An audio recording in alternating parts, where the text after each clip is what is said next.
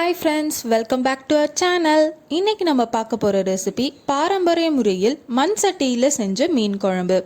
இந்த வீடியோ உங்களுக்கு பிடிச்சிருந்துச்சுன்னா லைக் பண்ணுங்கள், ஷேர் பண்ணுங்கள், கமெண்ட் பண்ணுங்கள், சப்ஸ்கிரைப் பண்ணுங்கள், கூடவே பெல் பட்டனையும் ப்ரெஸ் பண்ணுங்கள். ஃபஸ்ட்டு நம்ம மீன் குழம்புக்கு தேவையான புளியை ஊற வச்சுக்கலாம். எலுமிச்சை அளவுக்கு புளியை ஊற வச்சுக்கோங்க. மண் சட்டியில் எண்ணெயை காய வச்சு அதில் தாளிப்பு வடகத்தை ஆட் பண்ணிக்கோங்க. தாளிப்பு வடகம் ஆட் பண்ண உடனேவே வெங்காயமும் தக்காளியும் ஆட் பண்ணிக்கலாம், இல்லைனா கசப்பு டேஸ்ட் வந்துடும். வெங்காயமும் தக்காளியும் நல்லா வதக்கிக்கோங்க.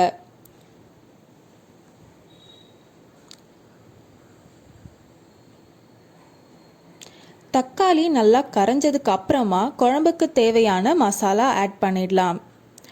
4 டேபிள் ஸ்பூன் குழம்பு மிளகாய்த்தூள், 1 டீஸ்பூன் மஞ்சத்தூள் ஆட் பண்ணிக்கலாம். மசாலாவை நல்லா மிக்ஸ் பண்ணி விட்டுக்கோங்க.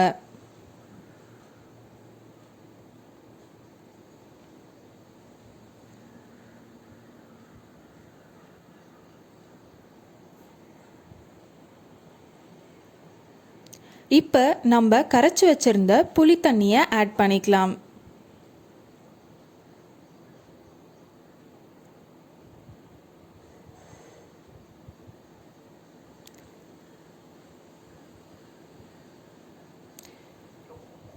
உங்களுக்கு எந்த அளவுக்கு குழம்பு வேணுமோ அந்த அளவுக்கு தண்ணியை ஆட் பண்ணிக்கோங்க. தேவையான அளவு உப்பையும் ஆட் பண்ணிக்கோங்க. குழம்பு நல்லா கொதிச்சு பச்சை வாசனை போகணும். அப்படி பச்சை வாசனை போனதுக்கு அப்புறமா நம்ம மாங்காவை ஆட் பண்ண ஆரம்பிக்கலாம்.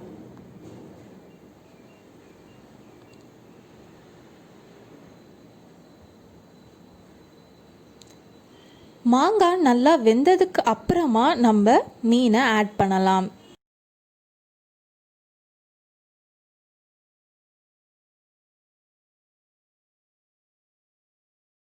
மீனை ஆட் பண்ணி 2 மினிட்ஸ்லேயே முக்கால்வாசி வெந்துடும். நம்ம ஸ்டவ்வை ஆஃப் பண்ணிடலாம். ஏன்னா மண் சட்டியில் ஸ்டவ் ஆஃப் பண்ணதுக்கப்புறமும் சூடு இருக்கிறதுனால மீன் ஃபுல்லாக வெந்துடும். அவ்வளோதாங்க, டேஸ்டான மீன் குழம்பு ரெடி.